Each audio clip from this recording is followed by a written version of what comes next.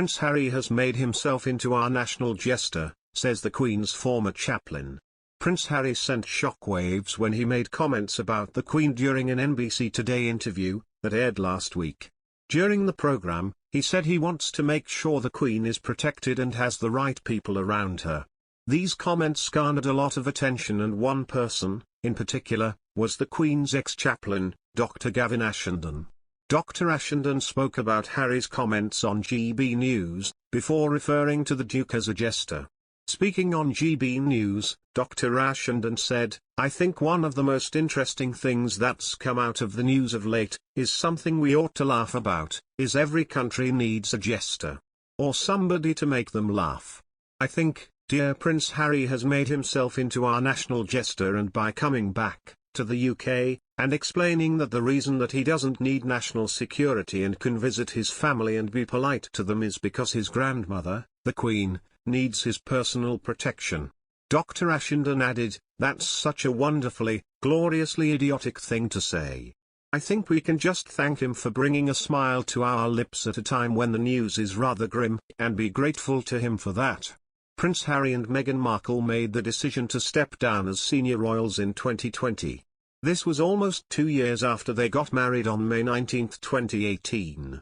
When the couple announced their departure, via their Instagram account, the Queen didn't publicly oppose the couple's decision but, however, seemed to decide very quickly that the couple was either in or out and that it was an all-or-nothing situation. Harry and Meghan had previously requested, in their announcement, to continue to fully support Her Majesty the Queen but to work to become financially independent.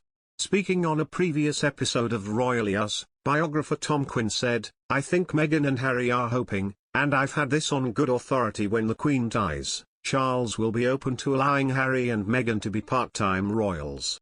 Which is what they wanted from the start." Tensions between Prince Harry and the rest of the royal family have been heightened for some time, but have been made worse since his, and Meghan's, royal exit. The rifts have been particularly prominent with his brother, Prince William, and his father, Prince Charles. During his interview with NBC Today, which aired last week, Harry refused to comment on whether he misses Prince Charles and William, amid their ongoing feud. The Duke replied, "For me, at the moment, I'm here, at the Invictus Games, focused on these guys and their families and giving everything that I can, 120% to them, to ensure they have the experience of a lifetime. That's my focus here, and then when I leave here, I get back and my focus is my family, who I miss massively." Prince Harry currently lives in the US with Meghan and their 2 children, son Archie, who turns 3 next month, and daughter Lilibet, 10 months. In the NBC interview, the Duke said, "Home for me now is, for the time being, it's in the States. And it feels that way as well." Prince Harry said in his interview with the Today Show last week that he is happy with his new life in the USA with Meghan Markle, but his face says otherwise, says royal biographer Duncan Larkham. The royal commentator based his analysis on the 37-year-old's facial expressions during his interview with Hoda Kotb, especially the part where he said California is home for him now. He claimed that the royal's face belies his statements. He told that, while Harry is claiming he's happy in his new life, his face looked totally at odds with what he was saying. He seemed bitter and empty. Larkham added, "I imagine anyone watching who used to know him will be worried about him after that interview. He just seemed desperate to justify his betrayal and convince the world, and himself, that it was worth it, and he's now happy.